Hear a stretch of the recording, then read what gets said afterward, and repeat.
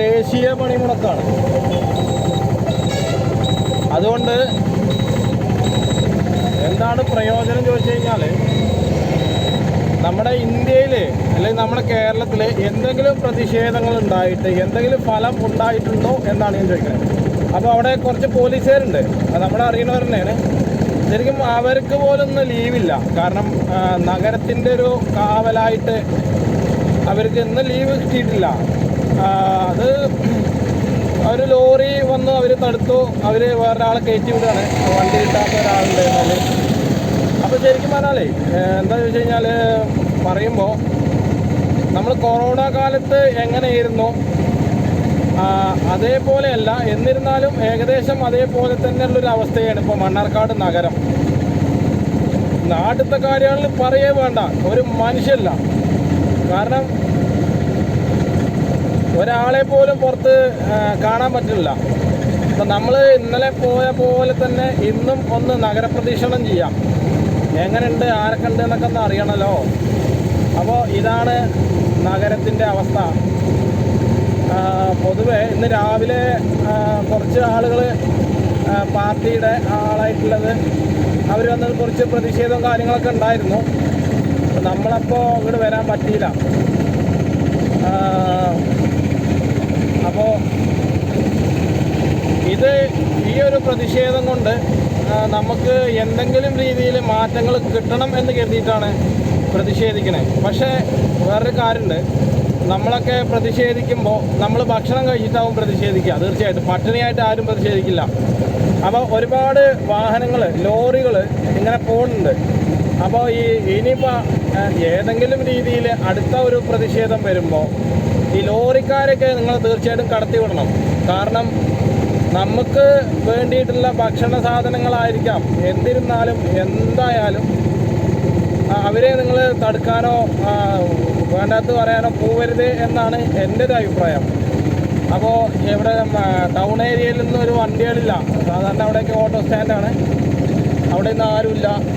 ഇവിടെ ഇടതുവശത്ത് പോലീസ് സ്റ്റേഷനാണ്. പോലീസ് സ്റ്റേഷനും കൂടി ഇപ്പം ഒന്നും ആളില്ല. പിന്നെ പ്രത്യേകിച്ച് പറയേണ്ട ആവശ്യം ഇല്ല. അപ്പോൾ നഗരം നിശ്ചലമായി. ശരിക്കും ആളുകളൊക്കെ ചെറിയ കാരണം കിട്ടിയാൽ മതി, ഒക്കെ എന്താ പറയുക, ഒഴിഞ്ഞു പോവാൻ. അപ്പോൾ ഇതൊക്കെയാണ് നമ്മുടെ പ്രതിഷേധ കാഴ്ചകൾ.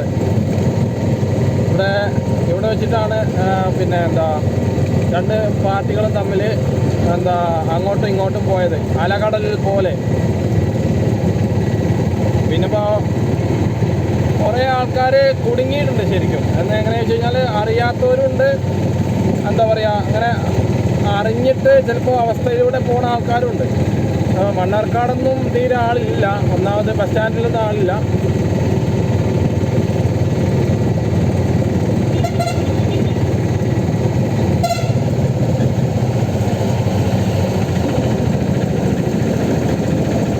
ഇതൊക്കെ വലിയ ലോറികളാണ്. ഇവരൊക്കെ നമുക്ക് വേണ്ടിയിട്ടുള്ള എന്തെങ്കിലും ആവശ്യ വസ്തുക്കൾ കൊണ്ടുപോകുന്ന സാധനങ്ങളായിരിക്കാം, വാഹനങ്ങളായിരിക്കാം. പിന്നെ അതൊക്കെ തടുക്കാനും പിടിക്കാനും നിന്ന് കഴിഞ്ഞാൽ നമുക്ക് തന്നെയാണ് എന്താ പറയുക ദോഷം. നമ്മൾ ഒരു നേരം പട്ടിണി കിടക്കുമെങ്കിലും പിന്നീട് നമ്മൾ ചിലപ്പോൾ എന്താ പറയുക ദുഃഖിക്കേണ്ടി വരും. അത് കാലം എന്നൊരു സംഭവം ഉണ്ടല്ലോ. അപ്പോൾ ഞാൻ ചെയ്താലും നിങ്ങൾ ചെയ്താലൊക്കെ ഒന്ന് തന്നെയാണ്. വലിയവനും ചെറിയവനും എന്നില്ല ഇല്ലേ. ഇവിടെ കോടതിപ്പടിയൊന്നും ഒരു ആൾ പോലുമില്ല. ചെറിയ എന്താ പറയുക, കുറച്ചൊന്നും പറയാൻ പറ്റില്ല, വിരലിൽ എണ്ണാവുന്ന. അതുമൊക്കെ ഈ നഗരത്തിലെ ആൾക്കാരാണ്, അല്ലാതെ പുറത്തുനിന്ന് വന്നത് ആരുമില്ല ശരിക്കും പറഞ്ഞാൽ. ഇതാണ് നമ്മുടെ അവസ്ഥ. ഇന്നിപ്പോൾ ശരിക്കും പറഞ്ഞാൽ ഒരാളെ പോലും ട്രാഫിക്കിലൂടെ പോകുമ്പോൾ കുറ്റം പറയാൻ പറ്റുന്നില്ല. കാരണം സുഖമായിട്ട് നമുക്ക് പോവാം. ഇനി ഞാൻ വേറൊരു കാര്യം പറയാം. ഇപ്പോൾ കൂടുതലും സന്തോഷത്തോടു കൂടി പോണത് എന്താ വെച്ച് കഴിഞ്ഞാൽ കാറുകാരും അതേപോലെ ലോറിക്കാരുമാണ്. കാരണം അവർക്ക് ഒരു പ്രശ്നമില്ല, ഒരേ ഒറ്റ ലൈനിൽ പിടിച്ചാൽ മതി, അവർക്കൊന്നും നോക്കണ്ട, അതാ പോണ ഒരുത്തം. അപ്പോൾ ഇനിയിപ്പോൾ നമ്മൾ ഇവിടെ നിന്നിട്ട് പ്രയോജനമില്ല.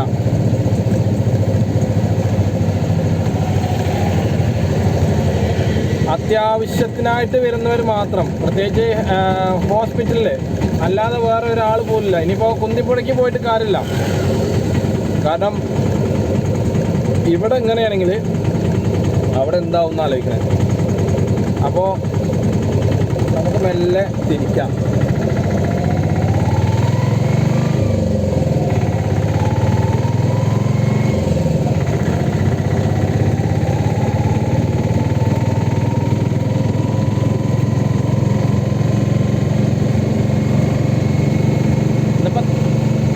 ശരിക്കും കഴിഞ്ഞ കുറച്ച് വർഷങ്ങൾക്ക് മുന്നേ മണ്ണാർക്കാട് ആശുപത്രിപ്പടിയിൽ എന്താ പറയുക, BJPയുടെ അതായത് ഒരു ബന്ധമുണ്ടായിരുന്നു. ഇപ്പോഴൊന്നല്ല, കുറേ വർഷം മുന്നേട്ടോ. അന്ന് അവിടെ ടാർ വീപ്പുകളൊക്കെ വെച്ചിട്ട് വാഹനങ്ങൾ തടഞ്ഞു നിർത്തുക. ഒരുപാട് വാഹനങ്ങൾ ആശുപത്രിക്കാരുണ്ടായിരുന്നു, അതേപോലെ എമർജൻസി ആയിട്ട് പോകുന്നവരുണ്ടായിരുന്നു, എയർപോർട്ടിൽ പോകുന്നവരുണ്ടായിരുന്നു. അങ്ങനെ പല പല ആവശ്യത്തിനായിട്ടാവും. ഇപ്പോൾ നമുക്കിപ്പോൾ ഹർത്താലായാലും ഇനിയിപ്പോൾ ലോകം അവസാനിക്കാൻ പോവുകയാണെങ്കിലും നമുക്ക് അത്യാവശ്യങ്ങളുണ്ടാവും. അതൊന്നും അവർക്കറിയണ്ട എന്നാണ് അവർ പറഞ്ഞത്. ഇന്നും അതേപോലെയുള്ള സംസാരം കേട്ടു. അപ്പോൾ ഈ ഹർത്താൽ അല്ലെങ്കിൽ പണിമുടക്ക് എന്ന് പറഞ്ഞത് 24 മണിക്കൂർ അല്ലെങ്കിൽ കുറച്ച് മണിക്കൂറുകൾ മാത്രമേ ഉണ്ടാവുള്ളൂ. അതിപ്പോൾ അതുവരെ നമുക്കിപ്പോൾ ആവശ്യങ്ങൾ പിടിച്ചു നിർത്താൻ പറ്റുമോ? ഞാൻ എൻ്റേതായ ഒരു ചോദ്യം ചോദിക്കുന്നുണ്ടോ, മറ്റുള്ളവരുടെ അവസ്ഥ എങ്ങനെ എനിക്കറിയില്ല. എന്നിരുന്നാലും ഞാൻ പറയാം. അപ്പോൾ ഇതും കൊണ്ട് നമുക്ക് എന്തെങ്കിലും പ്രയോജനം ഉണ്ടാവുമോ വെച്ച് കഴിഞ്ഞാൽ ഒരു പ്രയോജനം ഉണ്ടാവില്ല ശരിക്കും പറഞ്ഞാൽ. അത് ആ ദിവസം അല്ലെങ്കിൽ ആ സമയം അങ്ങോട്ട് പോകാമെന്നല്ലാതെ അവരൊന്നും ചെവി കേൾക്കാൻ പോവില്ല. ഞാൻ പ്രത്യേകിച്ച് ഇനി എടുത്ത് പറയണ്ടല്ലോ, അധികാരികൾ, നമ്മൾ എന്താ പറയുക, നമ്മൾ തിരഞ്ഞെടുത്ത അധികാരികൾ തന്നെയാണ് നമ്മളെ ചതിക്കണത്. നമ്മൾ വിശ്വസിച്ച ആളുകൾ തന്നെയാണ് നമ്മളെ ചതിക്കുന്നത്. നമ്മുടെ കൂടെ നിൽക്കും എന്ന് പറഞ്ഞവരെയാണ് നമ്മൾ ചതിക്കുന്നത്. അത് പ്രത്യേകിച്ച് ഇപ്പോൾ നമ്മളിപ്പോൾ വേറെ കാര്യം നോക്കണ്ട, നമുക്ക് നമ്മുടേതായ കാര്യങ്ങൾ മാത്രം നോക്കുക, നടക്കുക, അല്ലാതെ അപ്പോൾ അതിൽ വേറെ പ്രത്യേകിച്ച് ഒരു ഇതില്ല. അന്നിപ്പോൾ ഞാൻ പറയട്ടെ, സാധാരണ മണ്ണാർക്കാട് നിന്ന് നെല്ലിപ്പുഴയിൽ നിന്ന് കോടതിപ്പടി വരെ എത്താൻ ഏകദേശം ഒരു 15 മിനിറ്റ് വേണ്ടി വരും ഈ സമയത്ത് വാഹനങ്ങൾ ഉണ്ടെങ്കിൽ കേട്ടോ. ഇനിയിപ്പോൾ നാളത്തെ കാര്യം ഞാൻ പറയണ്ട. അപ്പോൾ ഇന്നിപ്പോൾ ഏകദേശം 5 മിനിറ്റ് വേണ്ടി വന്നില്ല.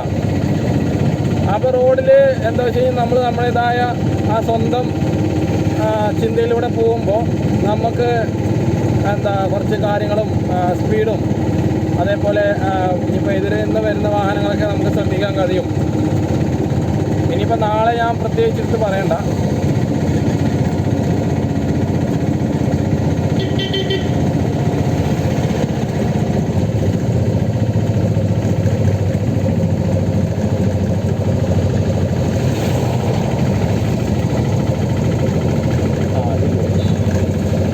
ഇതിപ്പോൾ ശരിക്കും പറഞ്ഞാൽ റോഡ് സേഫ്റ്റിക്കാർ ഇന്നില്ല. പക്ഷേ ഞാൻ അവിടുന്ന് വരുമ്പോൾ അവർ വരുന്നുണ്ട്.